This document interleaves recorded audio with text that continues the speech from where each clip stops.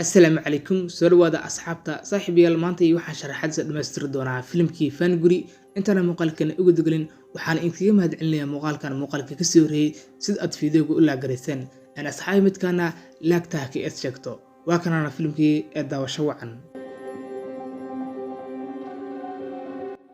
saaxiibayaal halkan ay ka bilaabanaysaa qaybta labaad ee filimka markaan Lee iyo gabadhii waxay dhex joogaan xeebta sidoo kale waxa kulmay asxaabtooda kale ayaguna way baadgoobayaan markaan bawrkoodii waxa dhex marayaan badda cas sidoo kale waxa goobaya Jack iyo asxaabtiisii kale dhaawac ayaa ka soo gaaray asxaabtooda mid kamid ah balse ilaa hadda way iskala qabanayaan muhiimadoodana wax kala ma wayna soo helaan asxaabtoodii kale markaan waxa laga socdaa shashada meel walba ay joogaan ee dhaqdhaqaaqooda waa la socdaa markaan waagi ayaa bari asxaabtii kale keenta ay ku dhex jiraan hurdo ay ka soo kacayaan Lee balse in kunjida intuu qaato ayuu wax fiirsanaya shimbiraha quruxooda iyo meel walba ay joogaan ay iska daawanaya gabadhii kalena way hurdaysaa ayagoo kunjida iska daawanaya waxa ka qasneen ayay waxa arkayaan baabuurtii nimanka tuugada ahaa oo hawdka dhexdeeda maraya kadib waxay ku talagalayaan inay soo cararaan balse nimankii tuugada ahaa waxay wataan doofaaro iyo shabeello iyo bahalo ay wataan si ay gacanta ugu dhigaan sidoo kale meesha waxa imaanaya asxaabtii kale oo iyaga baadigoobaya nimankii ay dhabar jabinayaan dhabarka ayay ka tooganayaan dhamaantood way leeyanayaan balse gabadhii iyo wiilkii ayay gacanta ku dhigayaan bahaladiina way iska celinayaan kadib baabuurkan soo fuulaan ayay badda ku soo duldegayaan balse nimanka kalena way arki weynayaan halkaas ay uga harayaan asxaabta dhamaantood badda ay soo fuulayaan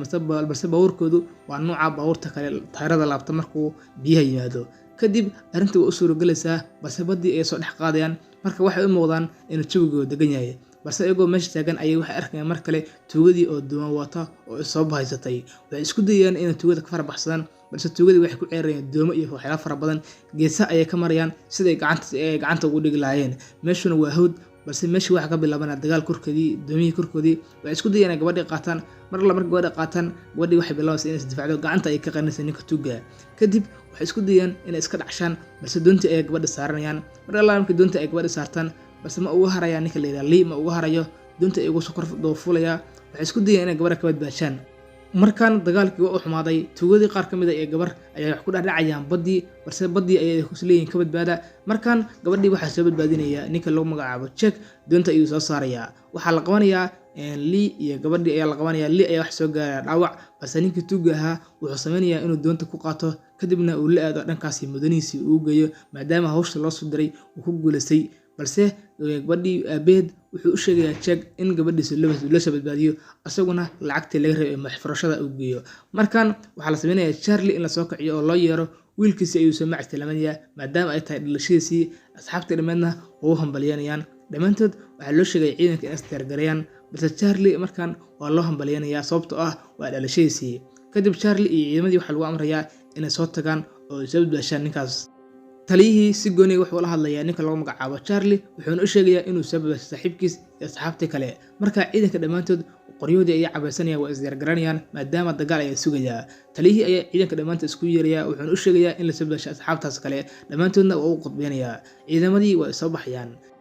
ninkan waa ninka dhan oo tuugada ay ka amar qaataan hal nin kaliya ayaa ka sarreeya waa ninka labaad ciidankiisa wuxuu ku amrayaa inay isdiyaar gareeyaan maadaama nimankii uu sugayo lacagna uu ka rabo maadaama uu ku rakaateynayo gabadhii wiilka uu haysto halkaasna lacag bedelkeeda lacag uu ka rabo nimanka kale waxay sameeyaan inay soo qaataan shimbar yar oo tiknoolajiyad ku shaqeynaysa yacni caga waxay sameeyaan inay geeyaan qolkii mataqaan ay ku xirayaan Lee iyo gabadhii kadib halkaana waxa laga soconayaa wax walba ay shimarta la socoto sababtoo waa kaamiro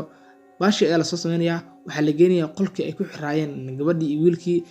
baalkarka xoonka ahaa waxa la keenayaa hortiisa in la keenay labadoodii waxa la arkayaa qolka uu ku xirayeen iyo meel walba ayaa la socdaan markaan wali waxay wargelinayaan in ciidamadii qolka ku xirayeen way arkayaan markaan waxa la wadayaa Lee waxa la geenayaa asaga qol gooniya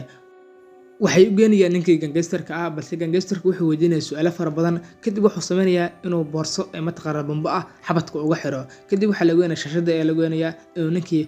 ku xiratay qalab ciidamadii kale waa la ogeysinayaa marka ciidamadii waxay sameeyaan in dhulka hoostiisa ay soo maraan iyagoo qalab iyo waxyaalo fara badan ay wataan si ay u baashaan ninkaas kadibna ciidamadii waxay soo galayaan dhulkii ay soo jarayaan balse meeshan wax walba meesha ka dhacay waa la socdaa sidoo kale waxa meesha la keenayaa martaqaad fara badan iyo waxyaalihii dadka lagu soo dhaweeyay meeshan waxa ka socda gabadhan waa gabar mataqaan jaashada oo waxay la shaqeeyay ciidanka dawladda ayaa la shaqeeyay iyaguna ilaa hadda ma oga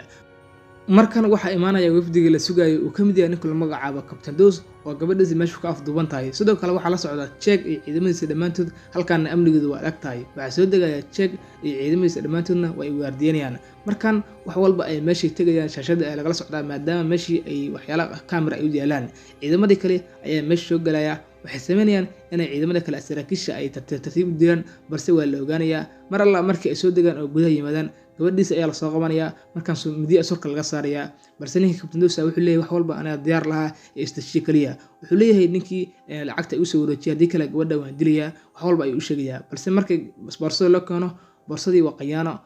ciidankiisa dhamaa ayaa meesha hareer ku ah ninkan ilaa hadda ma oga wuxuu tusayaa inuu sakinka dhamaan rabo wiilkiisiina uma taqaana oo bombadii ay taagan tahay kadib gabadhii meesha dagaal ay ka bilaabanaya waxay u sheegayaan in waqtigu uu bilowdo wiilkiina bombada ay ku qarxi rabto ciidamadii waxay sameynayaan inay wiilka badbaashaan balse ninka kalena dagaal ayuu bilaabi maagaya meeshii waxa ka bilaabana dagaal gabadhiina in shirka isku turtay oo dagaal ay bilowday halka markan wiilkii in askariga rabo inuu badbaasho bombada ku badbaadiyo balse bombadii ayuu wuxuu leeyahay uu qaboojinaya markan si wiilka uu badbaasho ugu dambeyn meesha dagaalka farabadan ay ka bilaabanaya balse baash waqtigii ayaa dhamaan raba markan wiilkiina sidaas ayuu badbaadinaya meeshii oo bombadii uu ku badbaadinaya markan dagaalkii uu daraanaya waxay sameynayaan inay meesha ka badbaadaan oo mataqaana baabuurtooda ay qaataan balse nimanka tuugada ahaa ilaa hadda ma yeelayaan Jack iyo ciidankiisina baabuurtooda ay soo qaateen markan waxaa laga dhaawacayaa askari askarta ka mid ah balse askarigii waa soo qaadaya dhammaantood meeshana waxa ka dhacaya qarax weyn kadib ayagoo raba inay ka baxsadaan meesha askarigiina oo raba inay meesha ka badbaadaan ayaa waxaa la sameynayaa in markaan laga awood roonaaday askar fara badan ayaa laga dilayaa nimankii ciidamada ahana way soo rogaal celiyeen oo hubka soo baseen kadib waxaa isdhiibaya ninka Captain Dawes wuxuu leeyahay joojiya aniga ila hara gabadheedii hal la fasaxo markaana asagii ay la haray gabadhii waa la fasaxay maadaama uu rabo inuu gabadhiisa badbaasado markan gabadhiisa nafta uu horay markii gaariga ay saareen askarta kamid ay ka dhaawacmaya bas askarigii waa u soo naaxaya oo nafta markaa uu ku jirtaa sidaasna waxa ku baadinaya askarigii gabadhii markaa waa ka marooganaysa balse gabadhii ninka loo magacaabo Jack ayaa wax u ballan qaadaya inuu aabadeeda badbaadinayo kadib ninka Captain Dawes waxay geenayaan qol balse markaan dhimbire iyo waxyaalo fara badan aysan ka saarayaan wuxuu leeyahay meel walba oo yeelaan dahabkii wixii baabuurtii aniga ayaa ingeenaya nabadgelyo aniga hay dilnina markan ciidankii ay guuldareysan ay laabteen mar kale ay dagaal qorsheynayaan si ay ninka lagu magacaabo Captain Dawes u soo badbaashaan sidoo kale ninkii Captain Dawes markan wuxuu degan nimanka geestarada guriga ayuu geeyay ay yeeleen lacagtii iyo waxyaalihii mataqaana baabuurtii qalinka iyo dahabka wax walba meeshan ay baabuurtii kala bixi rabaan waliba wuxuu u tilmaamayaa ugu fiican baabuurta ay u sheegayaan si ay u qaataan balse nimankii gangistarada markan waa qanciyaan